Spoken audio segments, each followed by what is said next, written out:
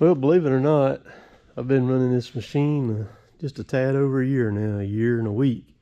I actually got it in March, took delivery of it. I think it was mid-March or toward the third week of March. And then I got the head on it, the Rotobeck grapple saw on it, the end of the second week of April. And in that time frame now, this machine has, I think it's 647 hours on the clock there on it now. So that's pretty good. I put 647 on this one in a year, and my Kubota out there, I put another 250 on it. So roughly about 1,000 hours of excavator time that I run in a 12-month period. And then, you know, a lot of hours on the lift too. It's got 600 something hours on it.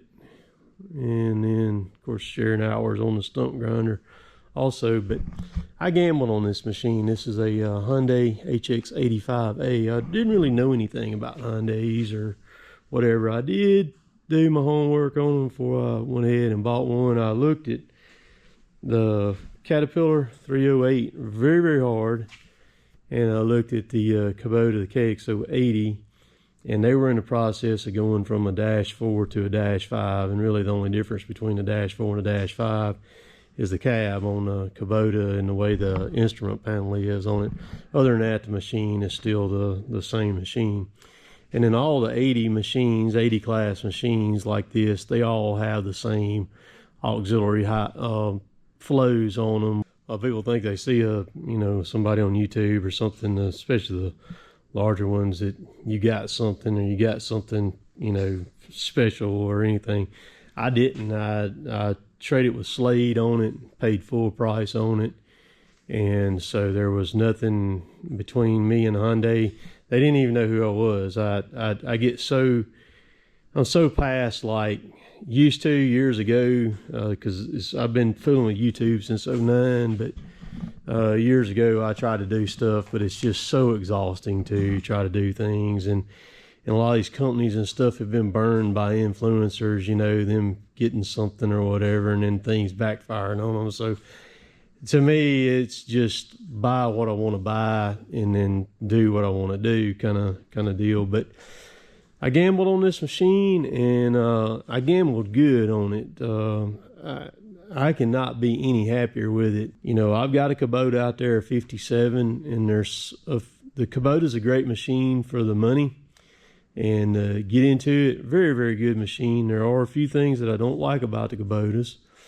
And then the Cat's a great machine too. It's just the price on the Cat is just so much more than everything else. I mean, it's just like crazy more. It was, compared to this machine, it's over $50,000 more price difference between the Cat and this machine. There were some things about the Cat that I didn't like. You cannot get an angle blade on the Cat on the 308. It's not an option. And I absolutely have to have an angle blade. I use an angle blade to my advantage in lots of different situations. So I had to have that. And also, in doing this with the weight of the gripe on the saw and everything, I wanted a short stick. And so I got this machine with the shorter stick, which is this right here. And of course, I had them put the pin grab on it and everything. So it's still shorter than the regular stick, but not as long as, the longer the regular stick is, even after you add the pin grab coupler to it. But this match to this machine is a perfect match with the shorter stick. And then, of course, I got the extra counterweight on the back of it too, which is another couple thousand more pounds added back here on the back that bolts on. I've been ecstatic with the machine. The only thing I had go wrong with it was it had about 160 hours on it, running it in. I had a fault come up. It wasn't nothing with the emissions or anything like that. It was something in the grounding part on the engine back here. It's got a Yanmar engine in it. Very, very good engine, plenty of power. And as soon as it happened, I contacted Slade. They jumped on the computer to see what it was showing, and it had to happen on some of the other ones with Hyundai. And man, he said, I'll have somebody on the way. And within 2 hours, they had a mechanic here at my shop. And he added a ground right here. This is it. And that's the wire right there. And he tied it back into the harness right there. And you can't even tell he did it. I mean, a phenomenal job on the mechanic's part on getting that done. But if you are in the market for a machine, you know, on the minis and stuff, I mean, don't pass up these right here. I'm not sure about the big ones. You know, they got the Cummins engines in them and stuff like that. So, you know, I don't really have any experience with them. But the cab on it, you can see it right here. When we did all the storm work, I tracked a bunch of mud in here and everything. You can't beat the cab on it. I've run a lot of machines in my life, and this is by far the best cab I've ever sat in a machine. The controls are just crazy. The machine is so dang smooth. Grammer seat in it, the same seat that I had in my log loader when I was working for Dad in the woods, exact same seat. It's heated and everything too. HVAC system works great in it. Even on the hottest days, it's fine. The cooling package it's got on it is crazy. It'll run the Sherex mulcher all day long. Hydraulic temperature get up on the hot days about in the low 170s on the hydraulics, and that's as much as it gets. And this thing sits here and communicates back and forth with Hyundai. It has the communication system on it and GPS on it and everything. And so they can actually do a remote update to it if it needs to, as far as that or anything. Like my Kubota, it's going to do a regen about every 15 to 20 hours. Since I've had this thing in 600 almost 50 hours, it's only done like 3 regens in that entire time frame. The machine is heavy. That's the reason why I kept the 57. The way it's rigged out with the grapple, that grapple on the saw comes in over 1,500 pounds, and then the counterweight on the back, I'm pushing right around 23,000 pounds on it. So it's heavy, and I can't get into every yard. That's the reason why this is just grease up here on it. That's the reason why I kept the Kubota, and I'll always have a 6-ton class machine just for that. Now, probably the mass majority of the yards I can run in with this machine. And if I can, this is what I'm going to run and go in there with. But there are some that I have to run the Kubota, which is fine. You know, it didn't have near the power that this machine does as far as lifting, you know, and everything like that. Because this machine here with the short stick on it and the counterweight on it, without the grapple on it right there, is rated to pick up 8,200 pounds at the blade. And of course, you take the grapple, add it to that, you know, you subtract that from the max lift. But I lifted that, I mean, I've lifted some logs that's been up pushing 6,000 pounds with this thing with no problem. You know, you got to have the blade down to be able to do it, and you're not going to reach out with it either. Obviously, you're not going to do that. But that 3,500 pound ditch witch the other day that I towed it of Rooks, that we didn't have a key to crank it, I just picked it up with this. I hooked it. The pin grab comes with an insane hook built into it right there. You can see that thing's 1.5 inches thick or better.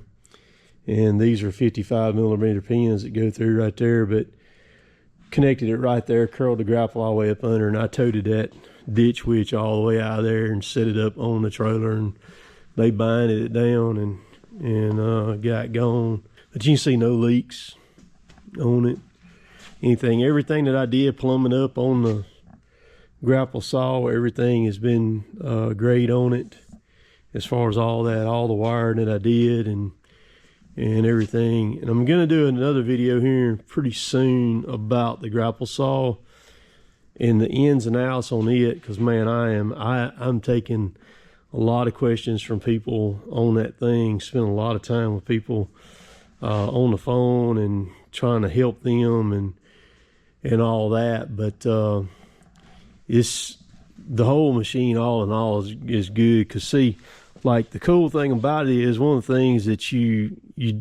the heating and cooling works so well on it is everything's sitting out away from the cab on it. So you've got this entire area right here, this cover, that's a void area. That's where your computer is, your ECM and everything's right in there.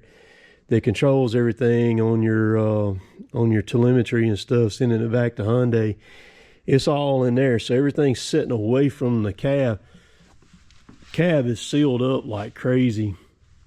Even when you're mulching in that fine fiber, man, you don't really get any of it in there or anything. All the dust and stuff that comes in there actually comes off of me getting in and out with sawdust all over me. Everything on it, man, is just built so well. I mean, these are true blue excavator cylinders, just like what you'd find on a really, really big excavator out in the wild. Same kind of deal on it. It's got those kinds of rod guides on it right there. But I've been wanting to do a video about this and just kind of showcase the machine and tell my thoughts are about it. But I brought it in here. I just filled up the chain oiler on it, and also I'm gonna be cleaning the glass. I got to grease it again too. I'm gonna clean the glass off real good, because last week we hammered it doing all the storm work with the tornadoes, and we were in some really, really wet stuff, and I was having mud and everything fly up on it and getting on the glass. And so I'm fixing to wipe all that out, because I've got believe it or not, I got a pretty good dirt project that I'm fixing to start probably the day while y'all are watching this video right here. And then, so too, the other thing too about it, hauling around, you could haul it with a ton truck. I wouldn't recommend hauling with a ton truck, because I mean, it's heavy. I mean, I ain't gonna lie. I mean, the machine is heavy. A 5500, something like that, or 550 Ford, that would be more preferable to handle something of this weight, on a gooseneck trailer or something. As far as that goes, I would really recommend that. Like I said, 3500 it'll do it, but you're better off with the bigger, heavier truck and everything to pull it with. I did change out all the lights on it, and I took the ones that were on it off, put LEDs all the way around it. It's got a strobe up there on top of it too, because storm work, that's how you make your money. Doing the storm work, you gotta be ready to go when you get the call. So if it's in the night or early in the morning or anything, the one who can get there and can get it done is the one that's going to capitalize on it. And that's the way it works with that. No complaints, man. And that's kind of weird, because I'm pretty critical of most machines that I ever get on, whether it's a tractor or whatever. I got something that I don't like, but it's smooth as silk. It's just crazy. So anyhow, hope you enjoyed this video, even though I'm talking the whole time. So appreciate y'all watching. If you're still here, we'll catch y'all later. Later, taters.